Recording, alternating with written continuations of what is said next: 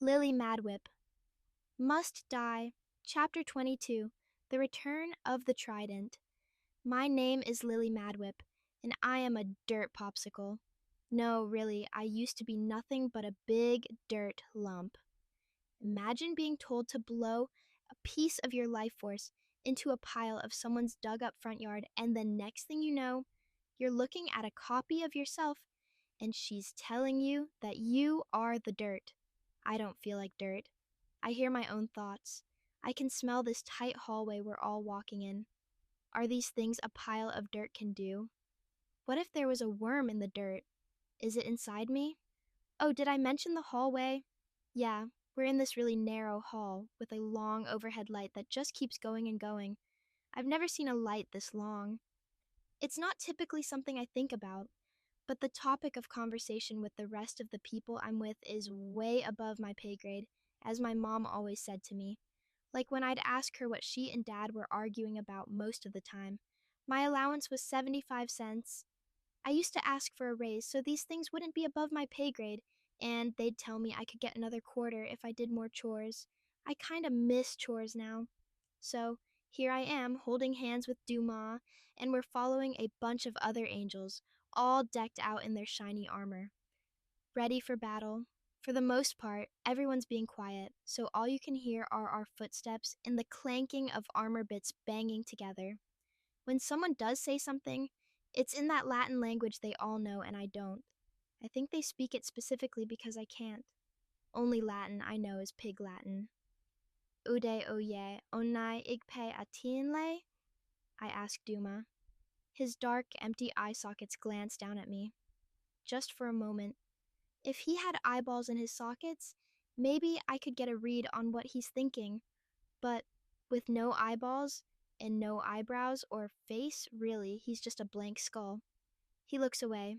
I'm guessing the answer to my question is oh nay.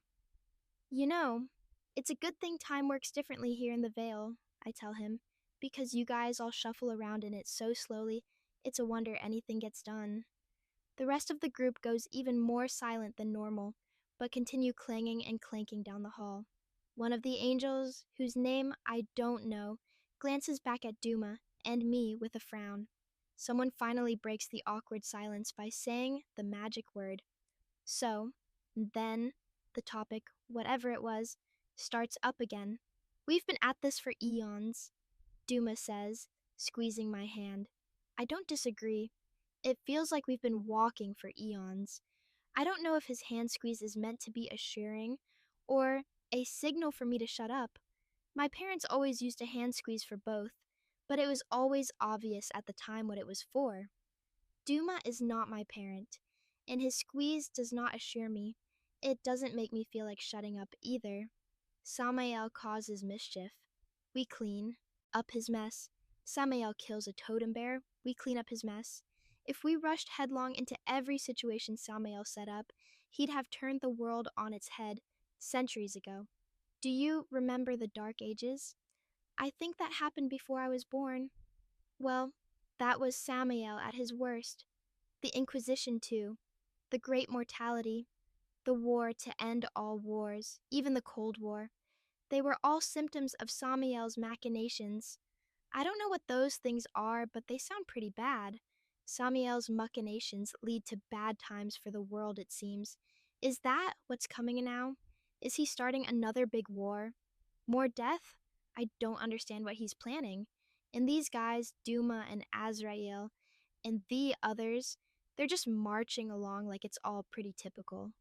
I don't like this. Also, they're going to let me die. I don't like that either.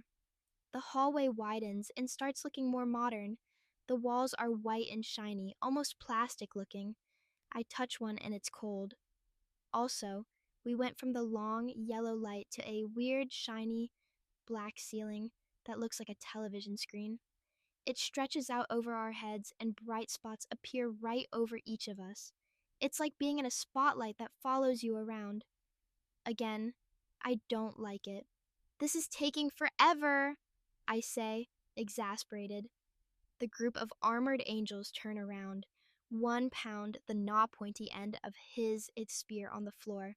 It makes a dong, sound like a church bell that echoes down the hallway and back. He points the non pointy end at me for a moment, then shakes his head angrily and turns and walks away.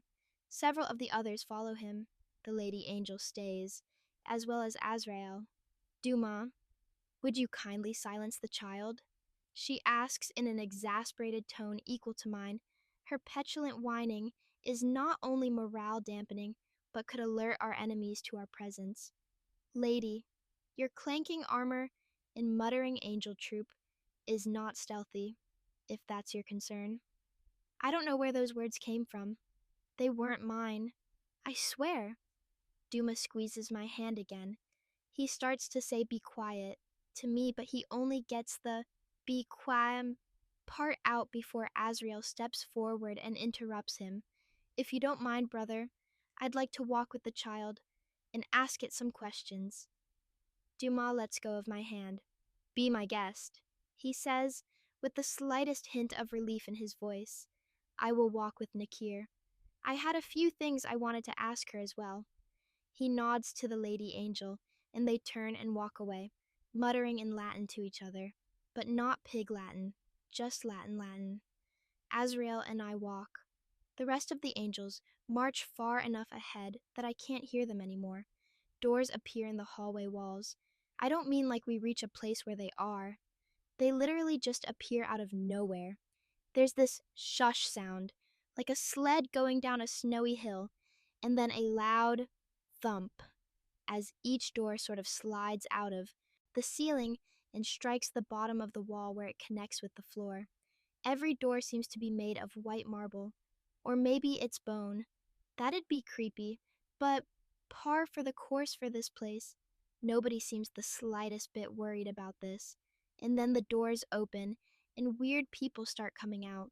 They have leathery looking skin, and their eyes seemed just as leathery, almost like they're carved out of a leathery stone. Statues come to life. I feel suddenly on my guard, but the angels just seem to wave to the leathery people, say something Latin-y, and keep walking like everything's okay. Ponos, Azrael says with a nod to one that steps out in front of us. A muscly man with a curly beard and just a dirty rag wrapped around his waist. And Moros. I see Nemesis and several Keres. I hope that they do not get fed this day. The leathery man speaks in a voice like someone talking out of the far end of a tuba. Mitera mos tis, something. I don't know. It's all Greek to me. Azrael clearly understands what he's saying. He holds a thumb to his forehead and then salutes with it. We are grateful to her that she lends us your aid. This guy Ponos ignores me. He heads off with the rest of the leather brigade to follow Duma and the other angels. None of these people are wearing armor. None of them have spears or swords or guns. I don't think they're going to be very effective in a fight. Descendants of Nyx, Azrael tells me, like I'm supposed to know what that means. He sees my blank stare with his many eyes. The Night Mother, who was born when Samael fornicated with Chaos, her and her brother Erebus. At least, that's the story as they tell it. He leans down and puts a hand to the side of his mouth. They're a little mad, the lot of them, but they've sworn to uphold balance and order in the Vale. Don't get too close to a potty, though. She can't be trusted. Then, he makes a motion with his hand like he's stabbing me in the gut, nods, and stands back up. This isn't filling me with any sort of comfort.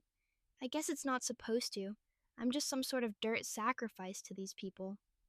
Azrael studies me. What do you have there, child? He lifts some of the hair over my eyes out of the way. On my forehead? That's a rune. Several of his eyes blink. I helped create the runic system. This is not among the ones we designed. It makes the pain go away from my tummy wound. I touch my belly where the gash is, and then I remember that it's not there. It's on the other me, the one who left with Baratiel and gets to live. The missing gash is a reminder that I'm just a copy. It's supposed to, anyway. Azrael nods solemnly. A battle scar is a tattoo of honor. I would be interested to hear of the fight. Since we have some time, I shrug. I fell on a piece of a broken cow pitcher when I was at the carnival. We both walk in. Another bit of awkward silence for a while, not saying anything. Azrael stares at me, unblinking. He's probably doing what my dad calls processing. When he finally opens his mouth, there's still a good 5-second delay before anything comes out. I know these words you say, but together in that fashion, they make no sense to me. That's fair. I had a pitcher. I cut my hands together to symbolize pitcher in the shape of a duck. I put both hands to my mouth in the shape of a duck bill and quack with them. That was holding Nate's angel blood, but it broke and I fell on one of the sharp pieces. I finished my acting demonstration with a big, dramatic shrug. Azrael's eyes cast down toward the ground at the mention of Nate's blood. Is he feeling sad? They were brothers, and it probably makes him sad or angry to know that Samael hurt him. I guess Samael is also his brother, so maybe it's a mixture of sad and angry emotions as he thinks about what he's going to have to do to his other brother. My brother Roger tried to talk me into dying so he could live my life. I wonder what he's doing now. I see that the Trishula of Durga has chosen you to wield it. Trish, what? Durga? Oh, yeah. I looked down at the gold trident in my hand. It helped when I had to fight. I have trouble finishing my sentence because I feel something in my brain, like a foot pressing hard on the brake pedal of a fast-moving semi just before it crashes into a little station wagon carrying a family of 4. I look down at my trident again. I'm not supposed to have this. What do you mean? Asks the many-eyed Azrael.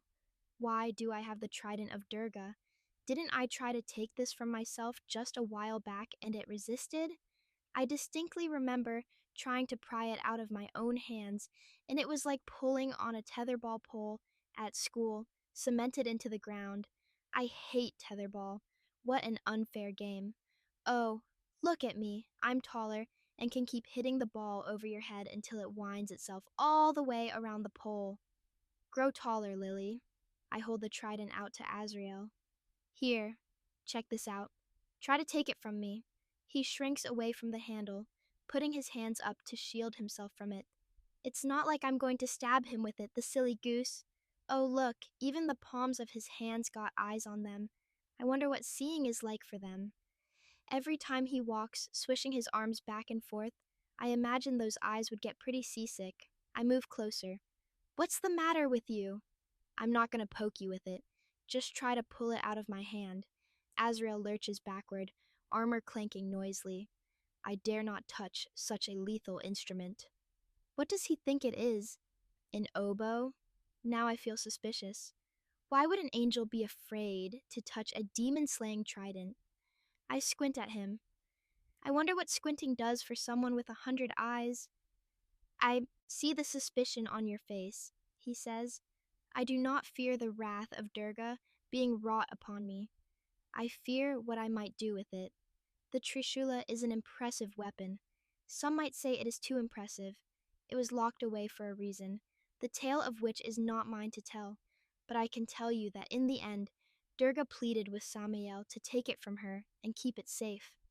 The group of angels in heavy armor and leathery clay people who sort of sauntered in, like we were leading a spontaneous parade, finally reaches the end of this weird hall, and it opens into a giant room with a ceiling so high I'd swear I can see clouds up there. It almost looks like we're outside, except there's walls and doors. Lots of doors. Across the way from us is another group of what looks like more angels in their fancy schmancy armor. Some have swords. Most of them are carrying big, shiny shields that go from their feet to their heads. They give a mighty roar at us, and once again, I think we're about to get in the big fight I was worrying about all this time. Are these Samael's followers? But then, the crowd parts and out steps someone in polished white armor that looks like it's made entirely from bone, except nobody's bones are shaped like pieces of armor, so I don't see how they could be. Maybe if you took a mammoth bone and chiseled it down to a human-sized helmet, that'd work. But that'd be a huge undertaking, I imagine, when metal works just as well. Lily! The angel shouts happily. Oh my god, it's Pashar under all that armor. I shove past Duma and his new friend, the Lady Angel, and run to Pashar. Gotta hug Pashar. That's all that matters. He throws his arms out and I grab him like I'm hugging my dad again. I would probably laugh if I saw my dad in a suit of armor, but on Pashar, it just fits. It fits as well as his normally fancy felt black suit and tie do. He's cold against my cheek. Pashkar! I admit, I'm crying. I don't know why I'm crying. Maybe I'm crying because I'm so happy to see him. Or I'm crying because I just thought about hugging my dad, who's dead. Or maybe I'm crying because I'm going to die, and I don't want to die. Maybe it's all of those things. I look up at Pashkar through my teary eyes. I wish I could see his eyes looking back, maybe tears coming down his cheeks, but he's got this black plate that covers the top of his face.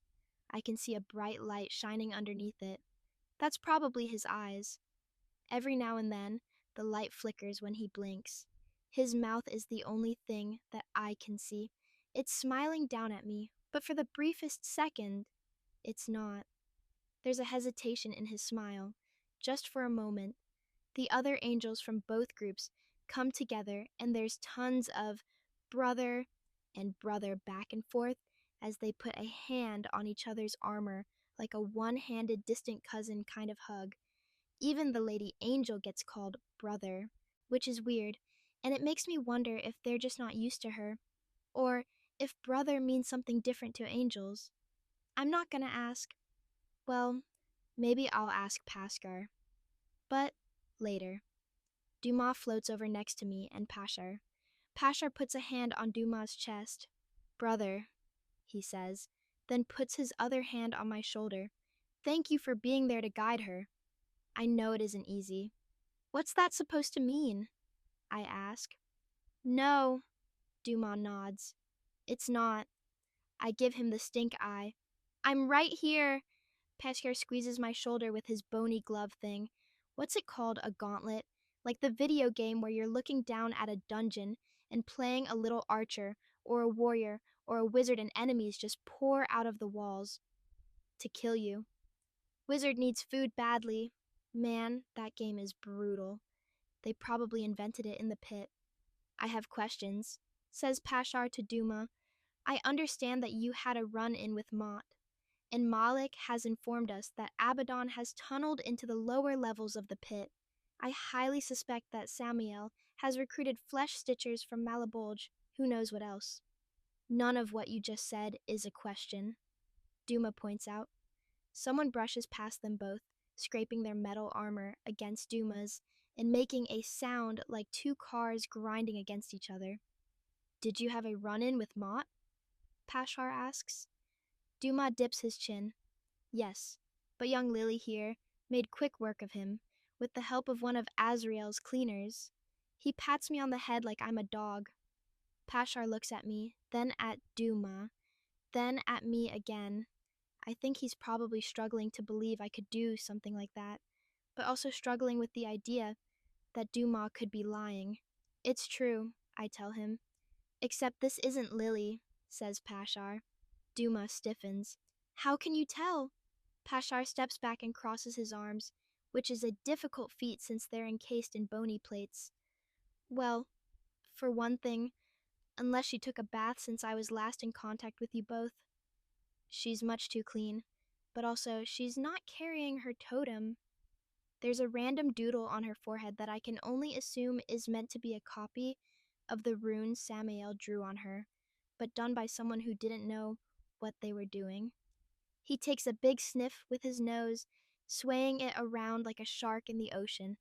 Also, she smells very earthy. Did you make a golem? I've never felt so cut to the bone. My own personal guardian angel, just commenting on my hygiene as well, my drawing skills, and my earthy smell.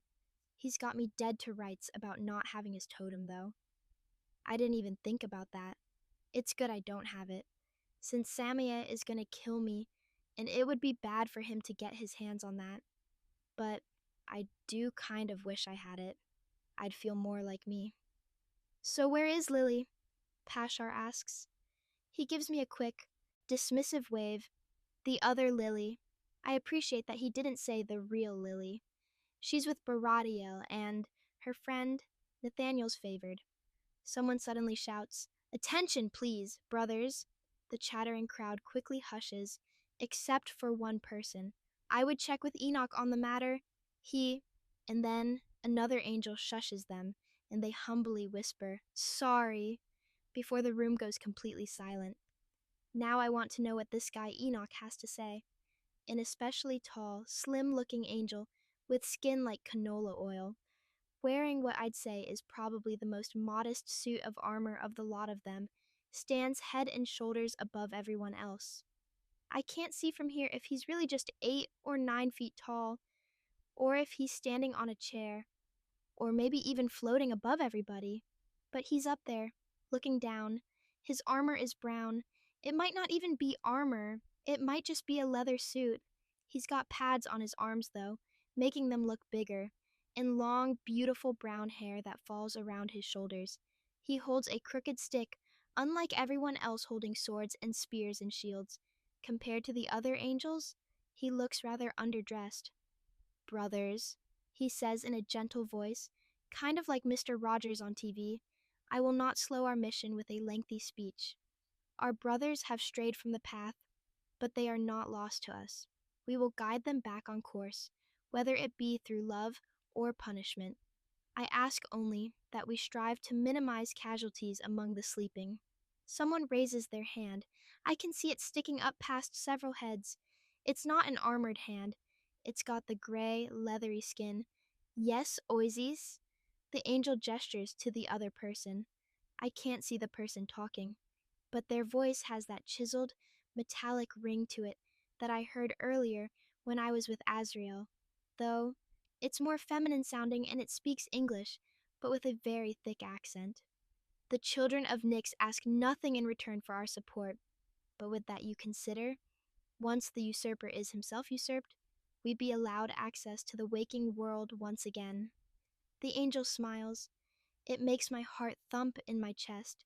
It's got a sincere kindness to it that I've almost forgotten what that looks like.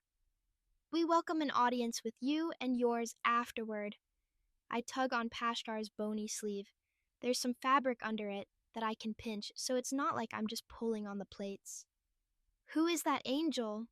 I thought you were in charge?" Pashkar holds a finger to his lips. "That is Raphael. Holy shit, I used to have a ninja turtle named after that guy. It died. All my pets die. I am probably the angel of death to small animals." "You all know where you're going," Raphael says loudly, in a voice far less Mr. Rogers and more Hulk Hogan. "Let's not waste one more moment. Head out. Except I have no idea where I'm going. Do I stick with Dumas? Do I go with Pashar? Do I wander off on my own, waiting to be found by Samael and murdered? Do I wait here? Where do I go?" I ask Pashar, pulling on his sleeve again. "About that," Dumas says, clearing his throat, except he doesn't actually have a throat, so I have no idea how he makes a throat-clearing sound. He just does it. Magic throat clearing. I made this golem to trick Samael. If he takes it, he will think he has an advantage that he does not. If he slays it, he will no longer torment her. If he leaves it alone, it can help fight. He does a sudden double take in my direction. "Wait, why are you holding the Trishula of Durga?" I look down at my little golden trident. I'm still not exactly sure when I got it. I mean, I had it. Then I didn't, because I wasn't me. Then I tried to take it, and it wouldn't let me. And other me left. And then suddenly here it was. I say all that to Duma and Pashar, but I use more dramatic flourishes and hand-waving, as well as charades. Around us, the angel army and leathery Greek folk shuffle off down other hallways that jut out of the walls of the giant room. Some gather in small groups next to doors before stepping through them and disappearing. Raphael stands alone. I was right. He's floating off the ground. His feet have to be a solid 2 feet above the floor. He looks my way. He smiles. I wonder what kind of totem he would have. Something's amiss, says Duma, in a strangely concerned tone, drawing my attention back to Skeletor and Pashar. He points at my trident. The Trishula chose Lily. It would not simply abandon her for a golem, would it? I would think, if it is here, then something has caused it to retreat to here. Well, that doesn't sound the least bit dire. You said she went with Baradiel. Pashar takes my hand and starts hurrying back toward the hallway we just spent what felt like an hour walking down. Please don't make me walk back down this hallway. For the love of Pete. Where did they go? Duma hurries alongside us. I don't know. Pashkar squeezes my hand. It doesn't hurt, but it's a pretty strong squeeze. We have to find them. I can't keep up. They're walking too fast. I trip over my own feet, but Pashar turns quickly and catches me before I hit the ground. He helps me back to my feet, then kneels down beside me. Climb on my back. Piggyback? I gasp. Angel piggyback? He grins a grin as kind as Raphael's. Angel piggyback. What do I do with this trident? Just don't stab me with it. I'll try. Not to. Stab you. Not to stab you.